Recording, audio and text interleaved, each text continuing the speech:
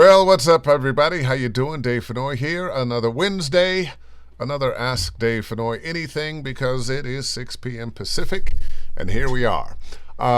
Just want to say hello to everybody who's getting over the rain, because, boy, there was a bunch of it, and it was coming down. Want to remind you all the Ask Dave Fennoy Anythings live on my YouTube channel, Dave Fennoy Voiceover Training. And if you are interested in voiceover coaching, you can visit my website, davefennoy.com. Click on the Study VO tab at the top, and ho, ho, ho, it is that time of year, so I just put up the holiday specials. So you can get packages of 5, 10, or 20 coaching sessions for a greatly reduced rate. So if you've been thinking about, gee, I'd really like to work with Dave Fennoy on some things here, just need a few extra bucks, well, I can help you save a few extra bucks now through the end of the year. Well, enough of that. Let's get right down to business here. I met my guest, it's been a number of years now, and I was first impressed by, he has this really big, deep voice, but he kept showing up in places, doing things for other people, and I remember telling him, I said, you know what? You are really an asset to the voiceover community, as it's, you guys, you and Jay Preston, and you guys are good to have around. And he has stayed around and continues to do wonderful things. So let's say hello to Mr. Tim Friedlander. There he is in his studio, SoundBox LA, that has become a fixture now in the voiceover business. How you doing? I'm good. How you doing? Real good, real good. Oh, let me turn you up a little bit here. Oh, yeah. I can turn up a little bit more here too if you want. Oh yeah, just give me a little more juice there. Sure. How's that? Is that better? I think that is a better. All right. How's that? There we go. It's like the beginning of every Zoom call. Yes. Perfect. Yes, and then the freezing. Yeah, exactly. Hopefully none of that tonight. No freezing tonight. Dig it. All right. I think everything. There we go. Now we got everything up. Sweet. Fantastic. Right. So, Tim Friedlander, yes, sir. Your hair and makeup is perfect there. Who's doing your stuff there? Thank you. Yeah, Amazon. Amazon. There you go. Hey, listen. Now, you've been in the voiceover business for how long? I started training in '96 when I was up in Seattle, but didn't really get back into it, and I didn't actually really get into it until 2014, and didn't actually start making a living at it until 2016. And what got you interested in voiceover? I'm back in I come from stage. I have a stage background. My dad's a Shakespeare theater teacher, and I grew up in the theater and grew up as a musician, and it's kind of all that combined. It's another extension of that art, and it was back in the day when it was, wow, you have a great voice. You should be on the radio. You should do voiceover. And that, for me personally, was the biggest trap. That's why I think I failed at it for so long, is because it was like, oh, well, this should be easy. I've got a great voice. I'll just lean into my voice and everything will work like a charm. Exactly. And that is a fallacy. That does not work. You got to be able to tell a story. If you can't tell a story, it doesn't matter how good you sound. Nobody's going to want to listen to what you have to say. And, you can hear right through it. So I was back in grad school. This is back in 2016, 2014. I was in grad school and had taken a motorcycle trip up the coast and had come back from a 10-day trip up the coast. Had tickets to Voice 2014 and wasn't going to go. And then I was like, oh man, I paid a bunch of money for these. I better go down there. Hopped on my motorcycle after spending 10 days on the road. Probably hadn't showered in 3 days. Oh yeah, that's the thing I remember about you. That's what I remember. Yeah. Wait a minute. What's that smell? Oh, it's Tim. Tim's back. There we go. Ended up in Anaheim at the hotel and stayed for the entire weekend. Slept in the lobby for 2 nights because I didn't have a hotel room, and went to all of the convention stuff, and I met a bunch of people. I met people who kind of became my foundation of the group in LA, like Jason Lanier White, who I met that first day there, and became kind of one of the foundations of building Gardner Street, which was the workout group that I put together. And I just started inviting people over to help figure this out. And let's figure out what voiceover is all about and what do we do and how do we navigate this world and all that stuff. So, yeah. And that's despite it. the fact that you're a voice actor now and being very successful with it, you're still a musician. Still a musician. Yeah, absolutely. I am going to be tracking guitars as soon as we get off this. I have a recording session tonight. So Okay. playing guitars for that. And that's what you got your master's in, correct? I got my undergrad is actually in clarinet performance. I'm a classical clarinet. Clarinet? Yeah, I'm a classical clarinetist all things. Originally. That's how I got started. And a minor in jazz guitar and psychology. And then my master's was in music education. So are you still playing the clarinet, or did you switch over do. to the saxophone? No, I still play the clarinet. I played with the Freedom Band of Los Angeles Orchestra for about 5 years here in LA. And I currently play in a ukulele orchestra with Keith Farley, which is awesome. And then I play in my big band, which is the Urban Renewal Project, which is a 14 to 16 piece hip hop orchestra that we've been playing with for since 2015, actually. Well, when we get backyard jazz going again, fingers crossed, we're gonna have you guys play. I can't wait. But let's get down to business now. One of the things you were talking about was you started meeting up with people and building a collective of friends in voiceover around you, and that became the Voiceover Collective. And what were you trying to do, and when did you kind of formalize that? That actually is so. It's kind of two separate things. So I had Gardner Street, which was my studio. That I ran for about a year with a workout group, and Jay Preston started the Voiceover Collective. And around the same time, he started in about 2012, I think, and I started Gardner Street in 2014. And he and I met in the hallway at a workout group one night and bonded over hats. He was like, "Nice hat." I had a hat, like, "Nice hat." And from that point on, it was like we just have been partners in everything that we've done, because he was doing, he kind of already had this collective going. And I was just starting with this kind of a new community that was happening. And we just kind of joined forces in LA and started having meetup groups and started having, the Facebook group grew to gigantic proportions. And he eventually took the Voiceover Collective online. Voiceover Collective now lives as a website, community resource online. And I took over more of the kind of the on the ground, day to day, meeting people and going out and doing these events and things. But he kind of put together a group of people just like, this is a frustrating industry to be in, and it's tough and it's lonely and it can be hard to navigate and figure out what's happening. Let's get some people together who are all doing the same thing, and let's just go out and drink wine. We'll commiserate. Commiserate. And I was doing the same thing at the studio. And so we just combined forces and started putting together workout groups. We'd had guest directors in. You came in and you've been a guest director here at the studio for the Gardner Collective workout groups. And that eventually turned into the Gardner Collective Facebook group, which is kind of what lives online currently, in addition to now the Voiceover Collective being a separate online resource with a website as well. And then Jay and I just kind of have, very similar visions about this whole, concept that we can just kind of bring everybody, the rising tide raises all. You know what? Let's talk about that voiceover group, the Voiceover Collective, the Gardner.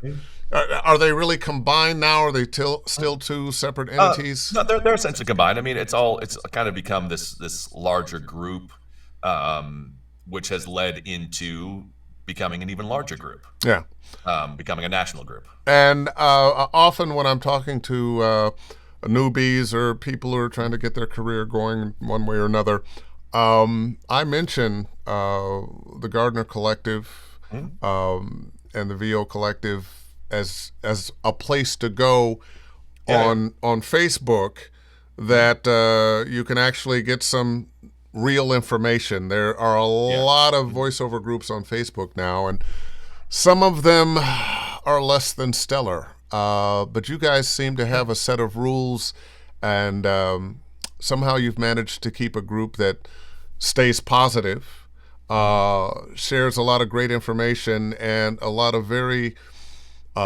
valuable people who, with great information and a variety of different kinds of information about voiceover, are there. Yeah.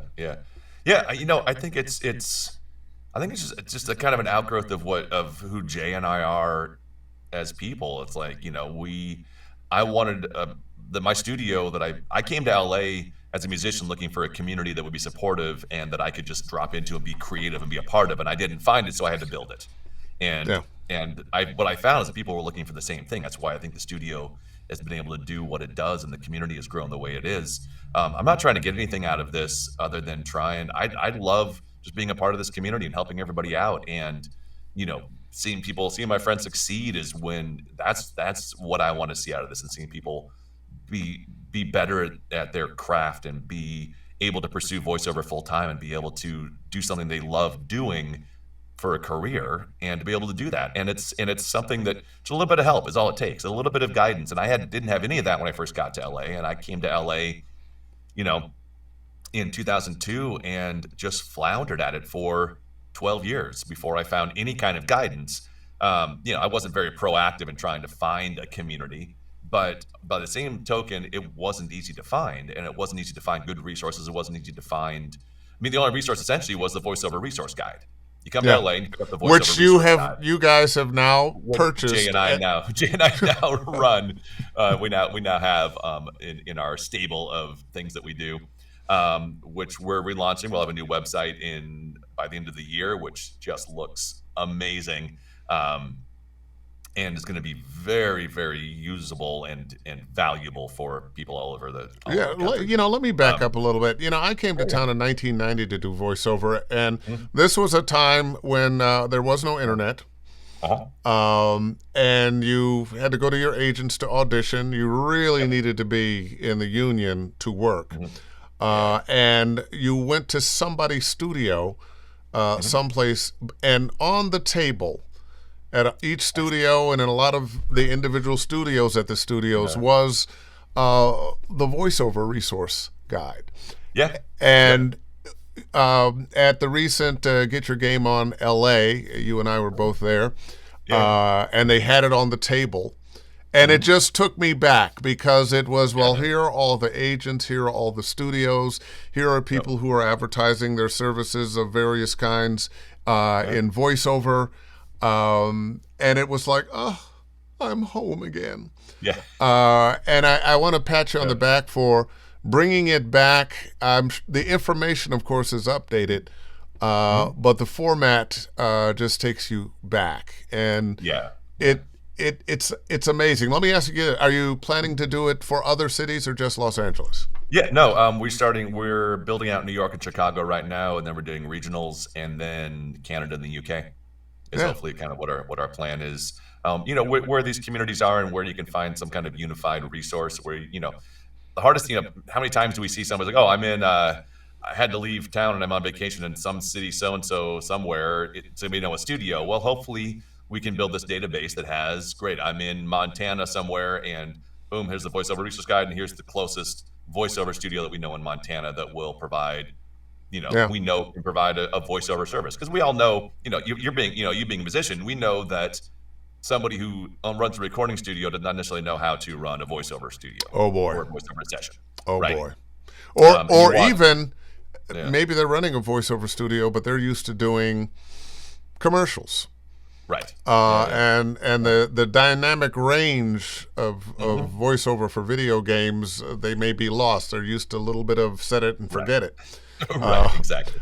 Same thing with music. Okay, I got my drums set up, I got my guitar set up. I'll bring everything up in the mix or down in the mix that I need to, but I got I was in London doing a class, and the poor engineer, he had no idea that we were going to go from a whisper to a scream. He was, I didn't get that. Let me hear it again. Yeah. But, I learned early on in my career that this can be very lonely. I think more so now, since we all have home studios. And one of the things that worked for me and all the people who joined it was a voiceover workout group. And you spent some time in a group I used to have, the Monday, Tuesday, Wednesday, Thursday night group. Exactly. Over at Robbins. And that is so much what the Voiceover Collective and Gardner Street is. But you've gone beyond that.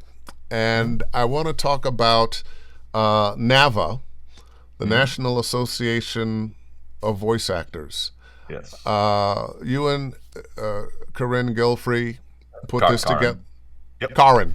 Carin Gilfry. Yep. Carin. Mhm. Oh, don't tell her I Uh, mispronounced her name. Carin Wouldn't be the Gilfry. first time today. That's all right. How did you guys come up with this idea? It kind of became an extension of everything that we've already been doing.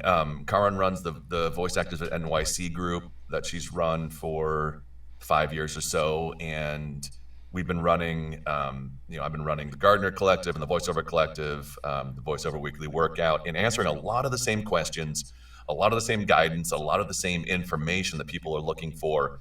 And then also, both of us were providing a lot of financial aid for our groups. We've had a donation fund that we've had, um, you know, don't the community fund. It's kind of the reason I'm in LA. That started in 2015, September 2015. I couldn't pay rent, and the workout group paid my rent for me one night. We happened to have a workout group on the night that rent was due, and I couldn't pay rent. And by the end of the workout group, my rent had been paid. I was able to stay in LA, and as soon as I had that money back, I turned around and put it into a fund, and we started a community fund that we've had helping people out, $50 here, whatever it might be. Um, After Brad Venable passed away, we turned that group into the Brad Venable Fund and made that fund a lot larger. And a lot of funds, all the funds for the last 4 or 5, however many years, have gone through our personal accounts. And so we originally wanted to put together a 501c3 to handle that fund, which is what we did. So we started in January of this year, putting together a 501c3, specifically to handle the community scholarships and the funds that we've been doing. And once we started getting into that, it became this natural progression of, well, if we're doing this, why don't we go a little bit bigger, and we can also do this, and we can do this, and why don't we take all these things that we've already been doing on Facebook and just make this broader into a national group? And if we can do this, we can offer this.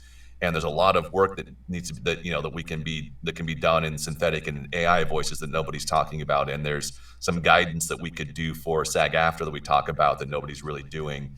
And there's also a possibility of maybe offering healthcare for voice actors that maybe we could do. And it's grown into this I just say it's a natural progression, is that I'm just kind of going with where it needs to go next. And I'm following the signs of what needs to happen next. And that's kind of led us to where we are, which is launching the National Association of Voice Actors. Yeah. And Um, now I'm proud to say that I'm on the board. you are on the board, absolutely. I'm not going to take a lot of credit for doing a lot of work.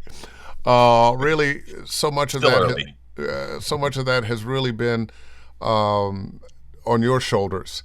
Hmm? But one of the most important things I think that NAVA offers is affordable health insurance for members of NAVA. Yeah, Now, so yeah, we can talk about it now too.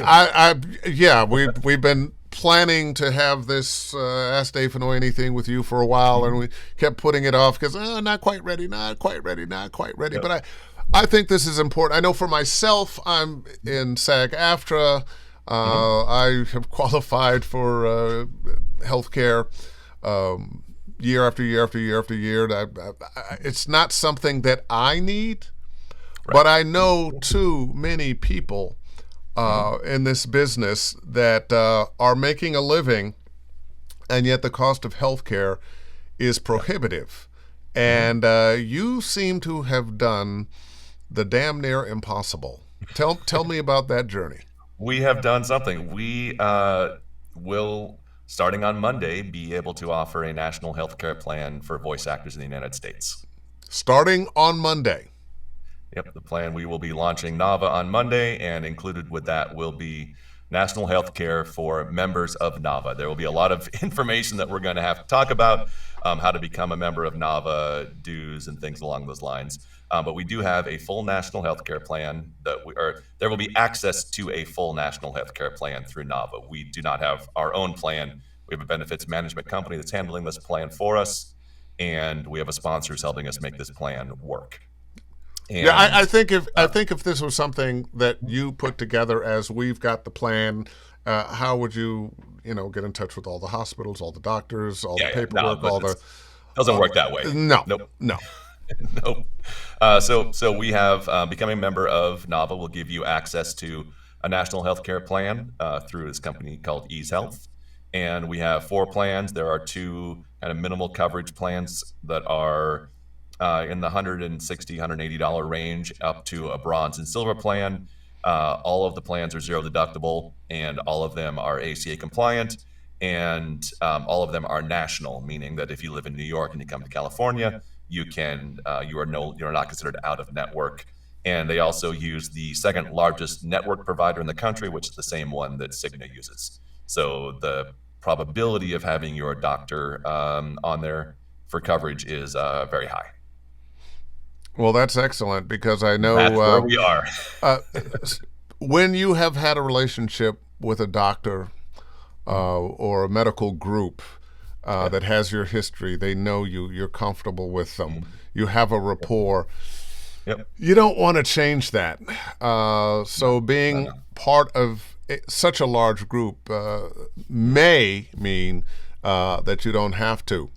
Want to pop in here and talk to some people. And we'll just start early on with this is we don't know who this is. Facebook user. Facebook user. Nice. Hey, it's been a Got a long lot of time, those. but glad to be here tonight. Glad to have you. Janet Peters. Oh, we all know Janet. Oh. Woohoo! Tim and Dave, glad to be here. Yeah. And let's see. Eric Abraham. Hello, Eric. How are you? Joe Leonard. We got Theo Mezzacapo. And Grace Newton from Raleigh, some regulars. Hello, Grace. Awesome. And Rich Hoff, hi, Tim. When building a group, is it best to work with people further along than you or par with you, asking as a novice? Work with everybody on all levels. Yeah. I think, one of the, you work with somebody who's on the same level as you are, is that you get to kind of mirror each other. You get to see what somebody else is doing who's in the same level as you, same experience as you, and you get to provide direction. I mean, a lot of, the biggest thing that I learned how to do in these workout groups is being able to direct somebody, learning how to direct and that's where you say something, you're like, oh, so that's what I've been doing this whole time. You kind of get to see it from a different perspective. And a lot of times that's all it takes for you to kind of get through that next wall you've been trying to break through, to get to that next level you've been trying to get up to. And then it's always great to work with people who are better than you, or who are farther along than you, because they're farther along doesn't necessarily mean that they're better. More experienced. More experienced. Better is obviously a subjective thing. But working with those who have an experience that you don't have, and working with somebody who maybe is doing what you want to be doing, and seeing where they are and how they got there. And that all is valuable, but all of it is valuable. Working with, not being isolated and working by yourself is extremely valuable. Working in different groups is valuable. Not getting stuck in an echo chamber of a Facebook group that has one kind of mindset and idea about how to do things is always a great idea. Get out there and try and get as much experience with different people as you can. It's interesting. Even in coaching, I often tell students of mine, hey, listen, glad that you're working with me, but spread it around. Yeah. Absolutely. Yeah. You want to get perspectives from different people. And one of the things you mentioned, people can be on the same level in terms of, we've been in this business doing well for X amount of years, but I promise you, those experiences are going to be different. I look over my career and I still manage to be able to do all the things that I've done, but Right. what I'm known for now are video games. I still do commercials and narration and TV promos. But I've also noticed at various times in my career, each of those things, video games had to start a little later on, but each of those things has gone up, and something else has replaced that income when one thing kind of fell off a little bit. And I think one of the best things about being in a group is having that kind of information at hand. And what I learned in my first voiceover workout group was that there's a psychological component. This can be a very, very lonely business. Yeah, And absolutely. a lot of time, girlfriend, boyfriend, wife, husband, mama, daddy, Yep. friends that aren't doing this have no idea what it takes, what you're going through, and can't help you. Right. I think about my mom, God rest her, who would, always say things. Oh, I was watching that show, and you'd be so good on that. I heard this commercial. You should be doing that. And this whole idea of, I'm going to go do You that should now. be doing that. You should go do that. Oh, sure. Yeah. Great. So those people that you love and love you aren't always the people that can give you the best support. So that's one of the things I love most about the voiceover community. Yeah. Oh, absolutely. I mean, it is, coming from music, coming from theater, coming from, on camera, I don't know, VO community is different, and everybody says this, like, I can't put my finger on what it is, but it is, people, you don't get referred for things a lot of other times. People are like, oh, well, you know what? I'm going to pass on that one, but there's somebody you should call for that. This person's going to be better at it than me. Yeah. Or, I need to do, let me put, we'll put that casting out. We'll help you out. We'll get a hold of this casting director and help you out with this job. People are helping people all the time, and it comes back. It comes back. You help somebody and it comes back. Well, it's, not to go biblical, but that whole, that what you give returns to you tenfold. Now, that's in the Bible, but you will find that equation throughout just about every religion and every philosophy.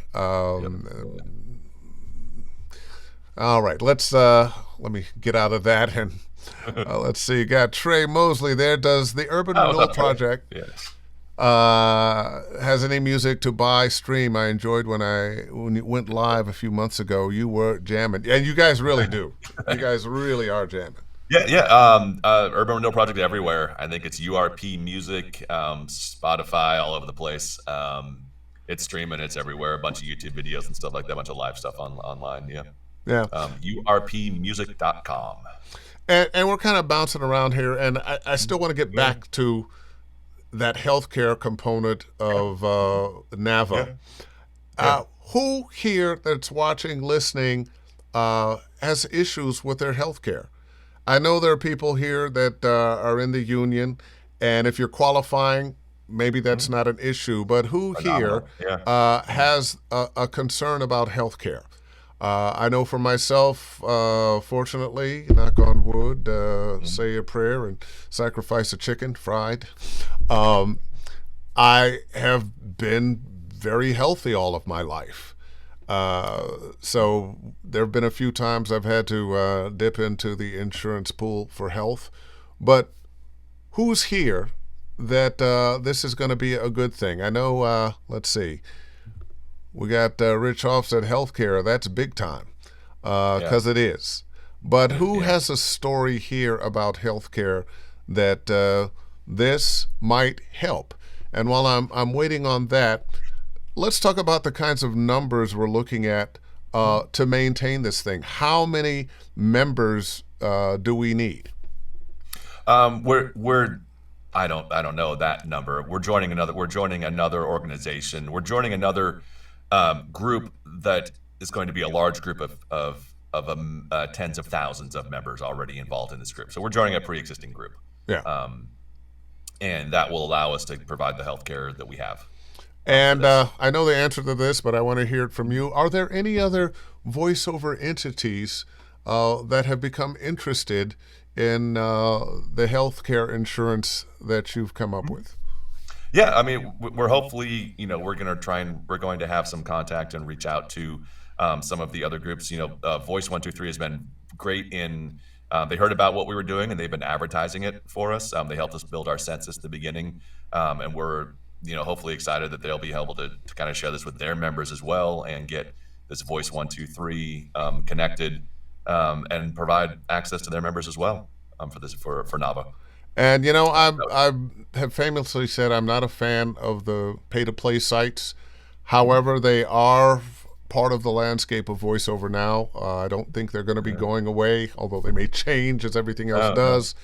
And of course, there's that other one that's the devil.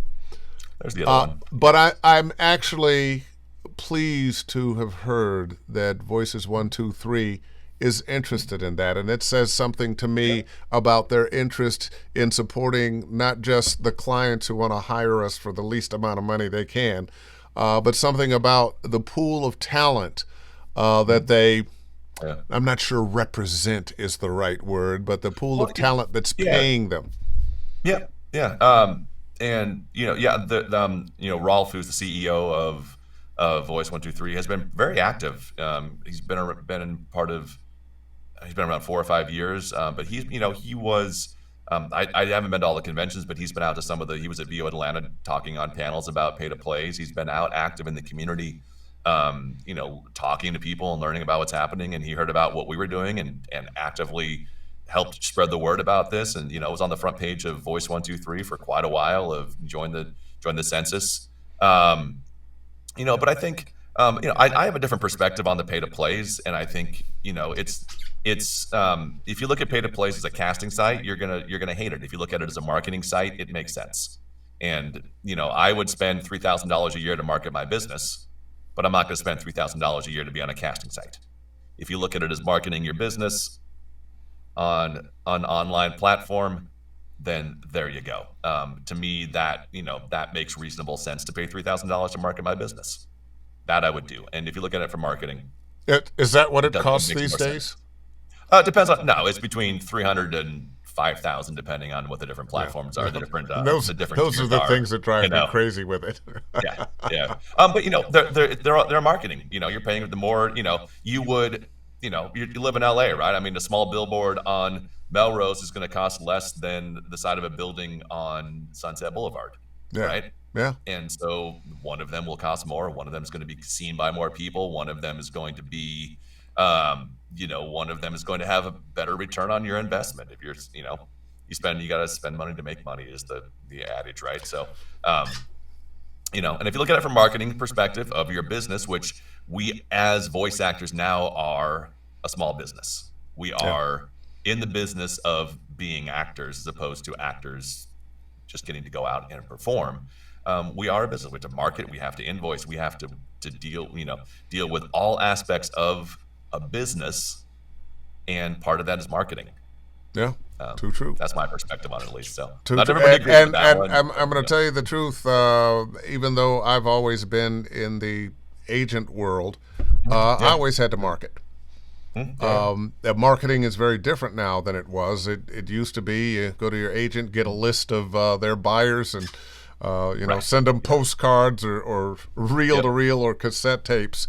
It's a different game now, but it's a little more in our hands. And it's in our hands, but it's global, right? Yeah. I mean, it's a global business, and especially with the last 2.5 years, the change in kind of philosophy and understanding of how the business works, that short of some genres, you can hire anybody anywhere in the world as long as they have a good microphone, a good space, and good internet connection.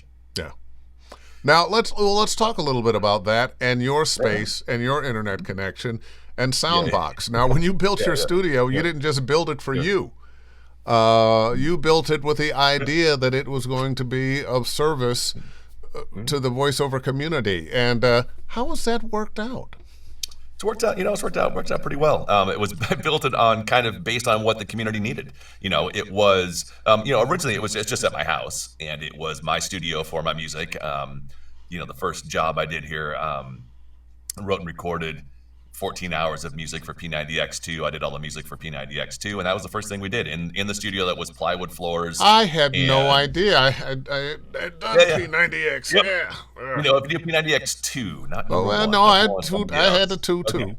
Yeah, so if you do 2, I wrote, recorded, and played every single guitar note on that bass guitar, and except for keyboards and drums, somebody did that stuff. I wrote every single song on that, all 14 hours of that. And then, worked with a band here. I had my band that I was playing with at that time for a while, and we would record here in the studio. But once we moved into voiceover, the studio was built on what the community needed. And somebody, I got ISDN. Somebody called, somebody in the group said, "Hey, I need to do a Source Connect or an ISDN session. Do you have that?" I'm like, "I don't, but I'll have it next week." And next week I had ISDN. And then, "Hey, do you have Source Connect?" "Nope, I don't, but let me just figure out how to get it. I'll get us up tomorrow." "Do you have a 416? Don't have a 416, but let me try and get a 416. We'll get one in here." "Do you have a U87? That took a few more years to get a U87. Few more dollars. Few more dollars. So it was built on what the community needed. And people basically were like, "Hey, I've been to the workout group. I booked a job. Can I come record in your studio?" And I was like, "Well, I guess so. I don't see why not." And so we would just kind of figure out how to work from that. And it grew out of that. And it grew into, we've got 3 studios right now. At one point we had 6 before the pandemic. It's kind of pared down to 3 facilities that are open and working. SAG-AFTRA Audio House approved for our COVID protocol, and just became a really nice place people want to be. And as artists, as actors, any place that we're comfortable, we're going to perform better. Yeah. If we feel comfortable, we feel like we're at home, we feel like we can just hang out and chill and do whatever we want to do.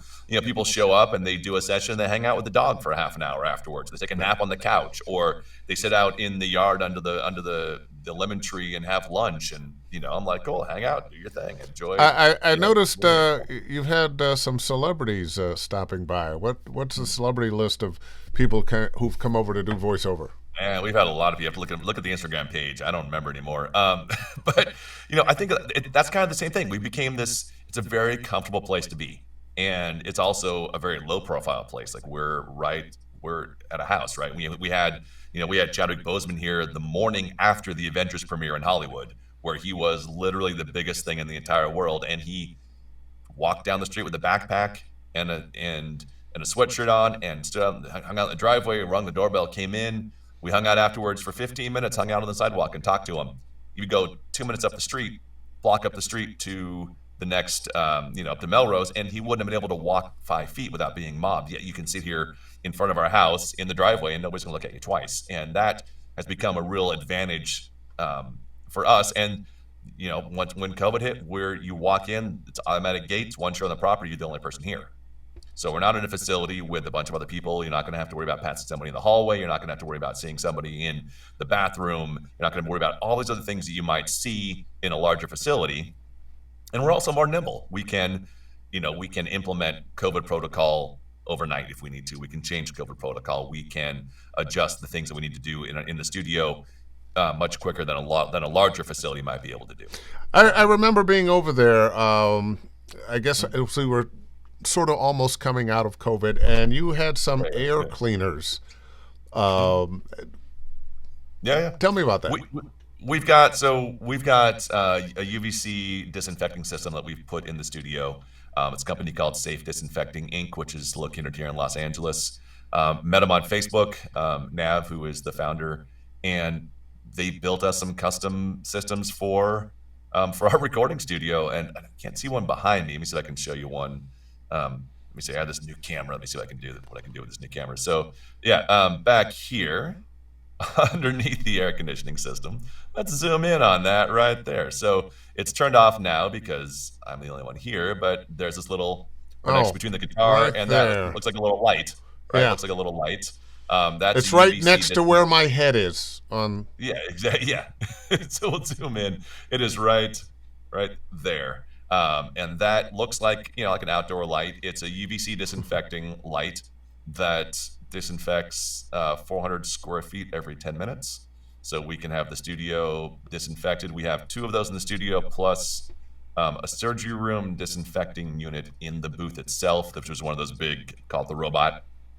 And in 2 minutes, we can disinfect the entire booth. And that's including all the microphones, all the headphones, anything in that space. For voice actors, air is a big thing, right? Where you follow somebody in a booth, and they've been coughing and breathing. They may not be sick then, but all that stuff is left in the air. Part of the protocol for all the recording studios is to have a separate ventilation system for the booth. So you should have a separate ventilation system in the booth, preferably with a UVC light in your ventilation system. Something to keep that air filtered and cleaned it in the booth. Surface is not as big of an issue anymore, the way they were at the very start of this, but definitely air. And so we keep that clean. Tim, you sound like an expert on so many things. And from this conversation and what you just said, well, if somebody called and they wanted that, I looked into it and we got that. If somebody was interested in that, I looked in it and we got that. Just by, not that you knew before, but you do.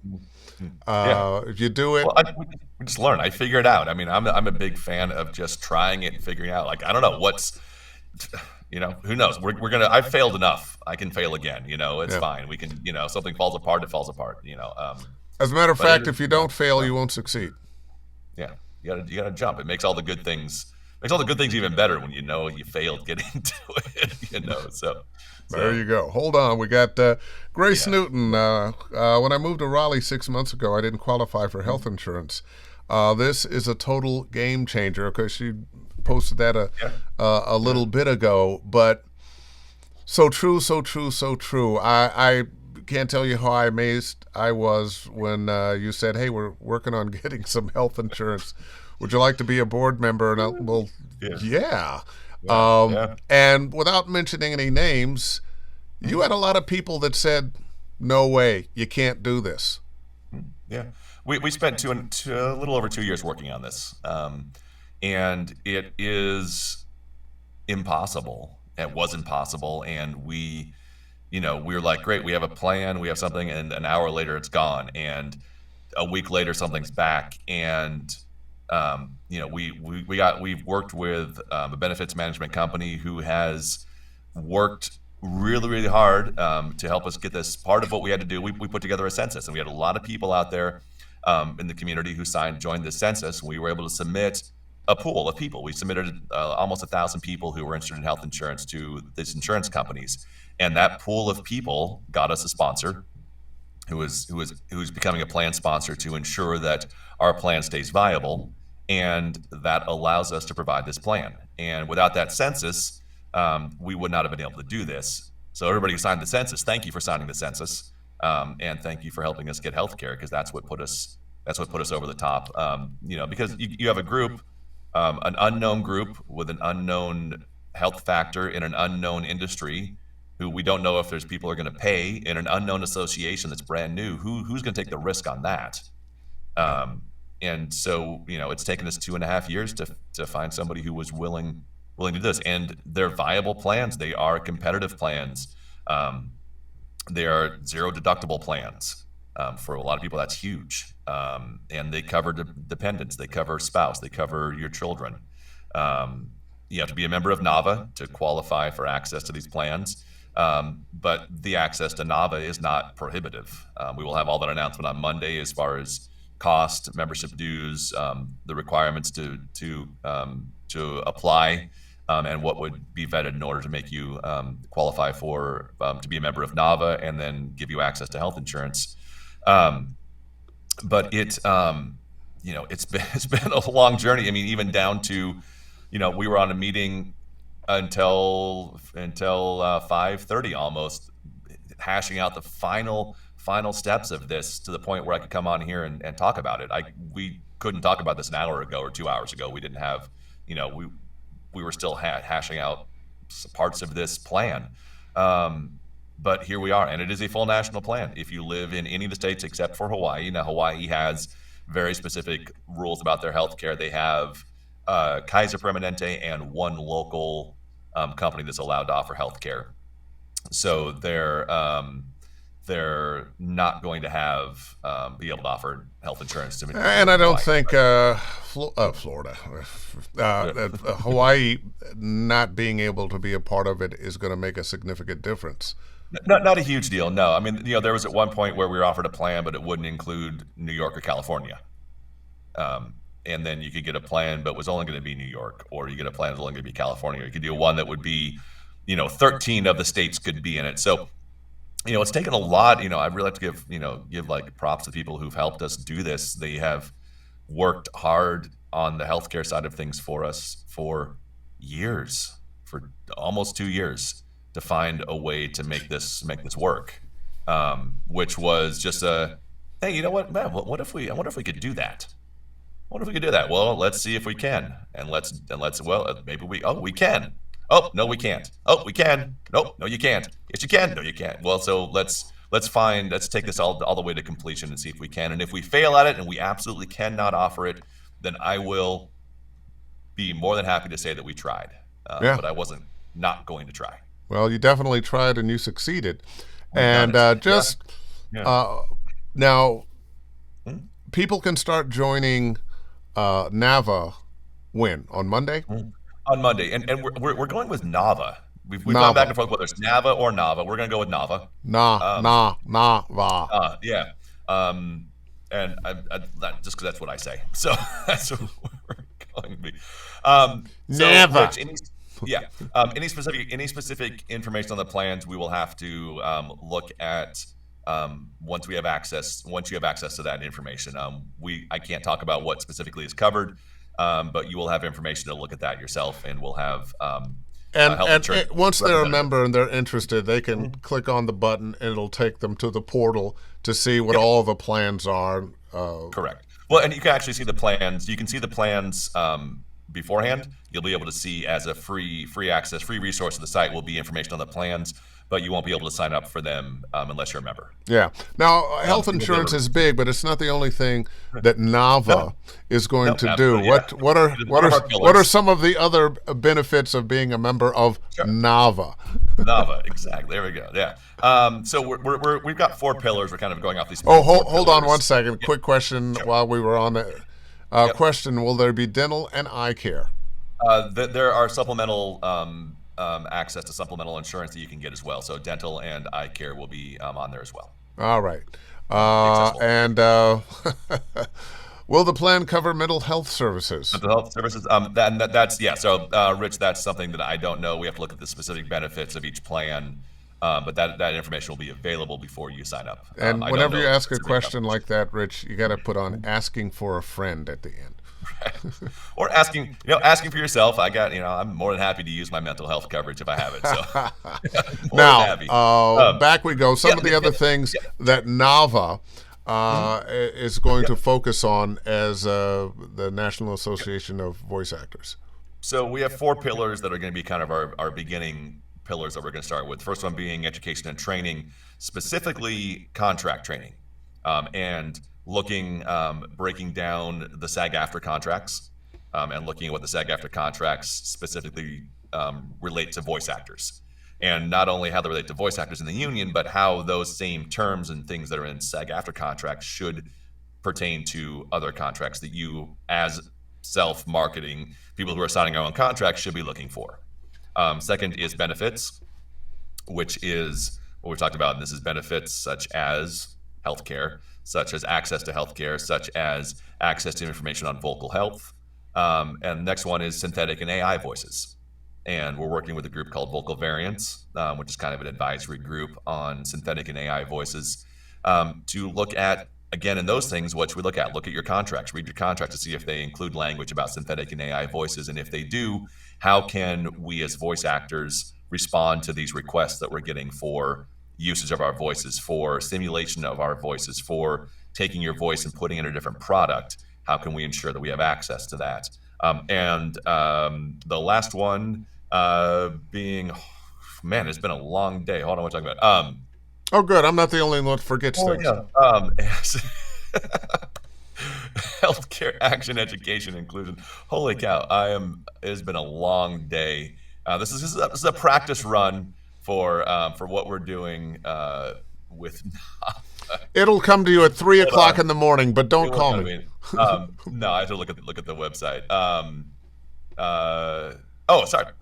God, Pathways. So this is the one that I'm most excited about. It's the one that I'm forgetting about. Is our Pathways initiative, and this is the one. This is to me is the most exciting thing that we're doing in with NAVA, and I forgot about it.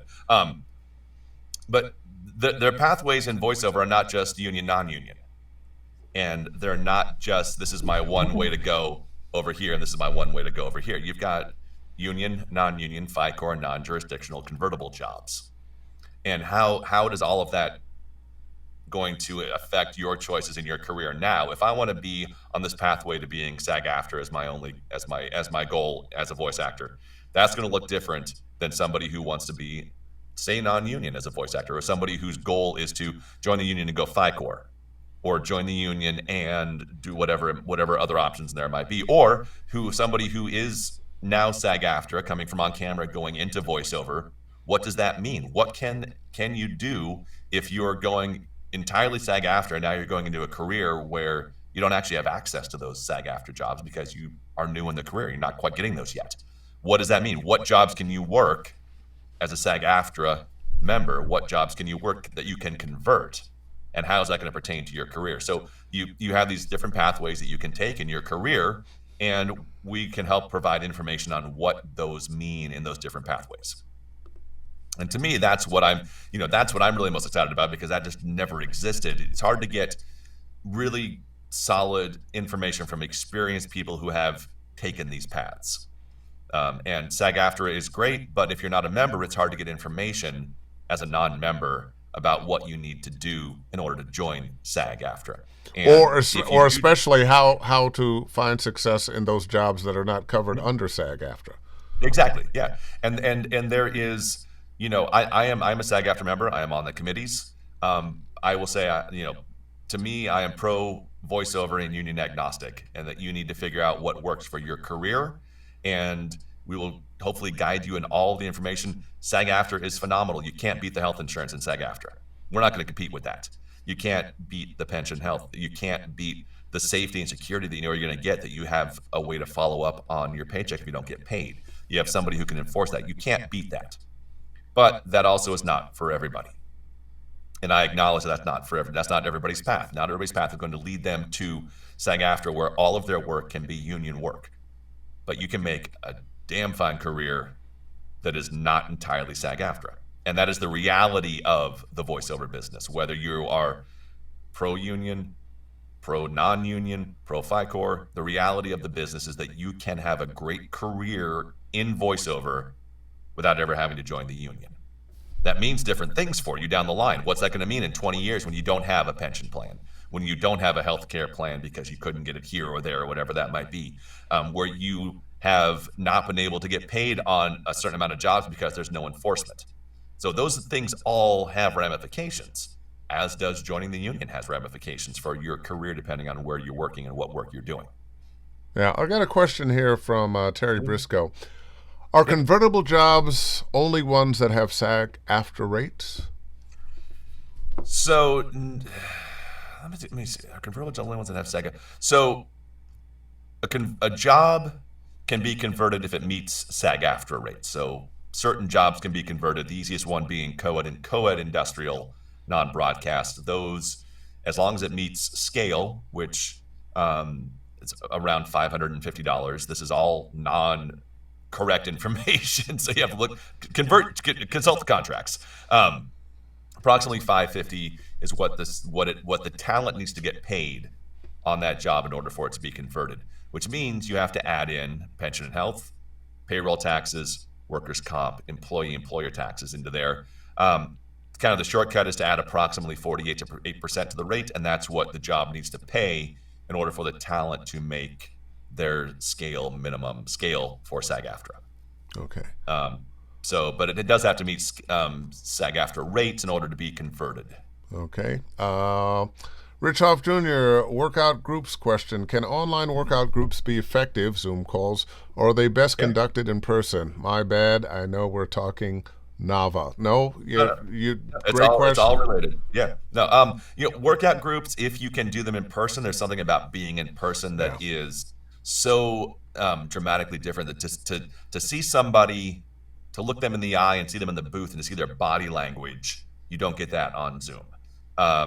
But if you're talking about either Zoom or nothing, then a Zoom class is going to be more effective than nothing. But I found the in-person one to be way more effective. I find Zoom, I tried to do them. I tried to keep the Gardner Street going through Zoom on the pandemic, and I could not do it. I could not. 3 hours on Zoom is like 12 hours in real life. It is just exhausting. It is exhausting. It's mentally exhausting. Harvard came out with a study telling us exactly why it was exhausting. because you're only seeing, I see you from like, I get you from like the elbows up, but body language, all these invisible things that we don't, all these subconscious things that our body looks for, our brain looks for, we don't get on a Zoom call. Yeah. Um, I have learned to like teaching privately over Zoom, and yeah, I do yeah, teach classes over Zoom that are doing okay.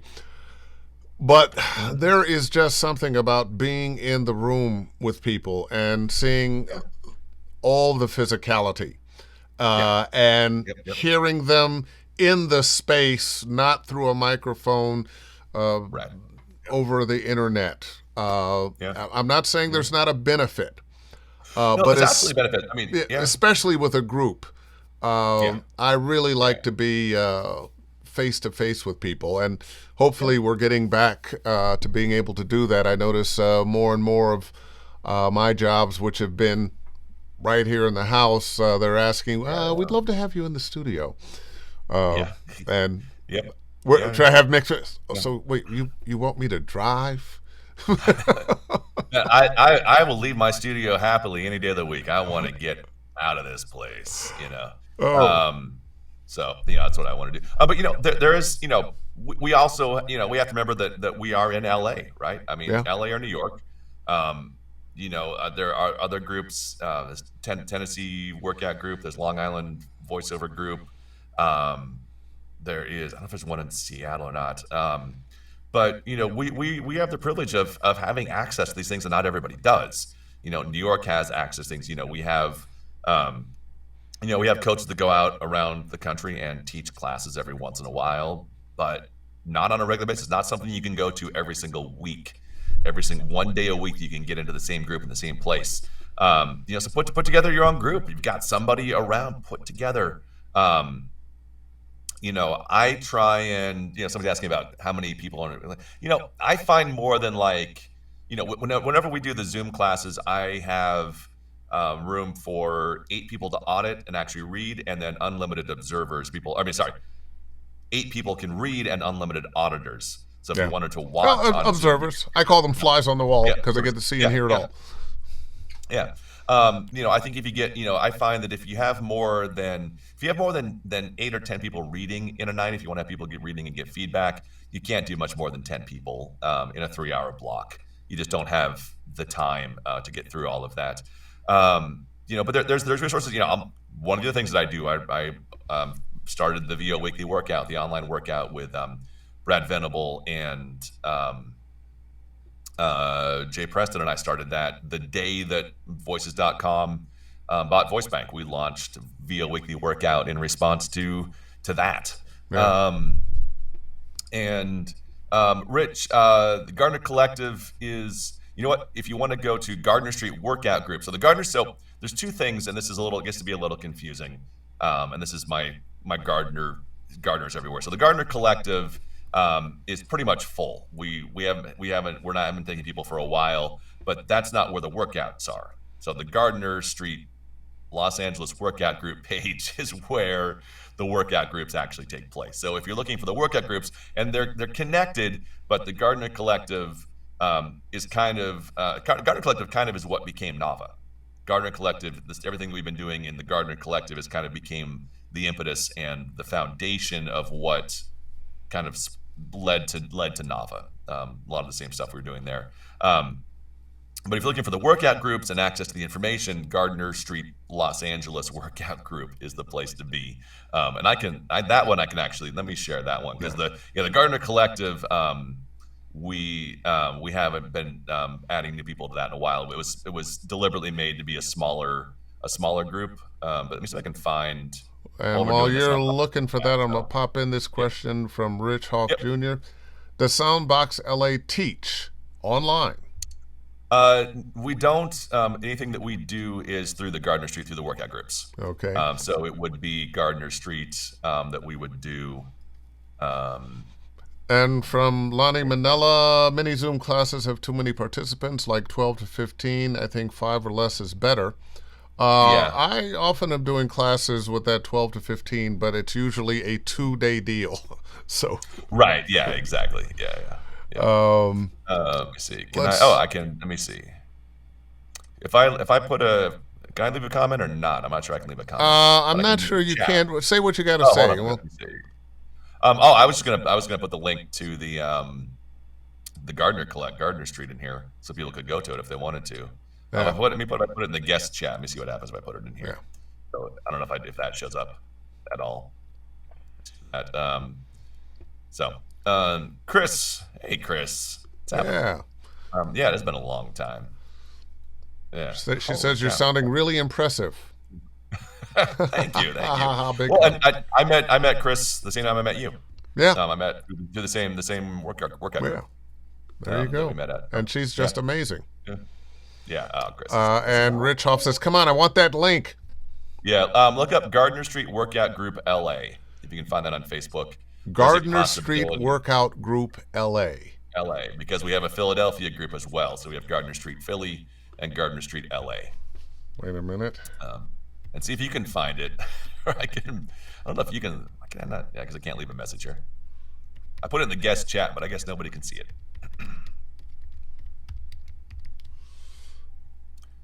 All right. Let me just. There we go. Gardner Street Workout Group LA. Yep, that's the one. I'll even text it to you, Dave, so you have it. Okay. I mean, that's the one that's open, and that's the one, and anybody can, you can get into that if you want the workout groups, access to all that information, the events and everything. I'll go in there. Well, listen, my friend, we have hit that 7:01 mark. Wow. Got your overtime, and of course, we don't pay overtime, so. Yeah, I know, man. What are you gonna do? What are you gonna do? I'm telling you.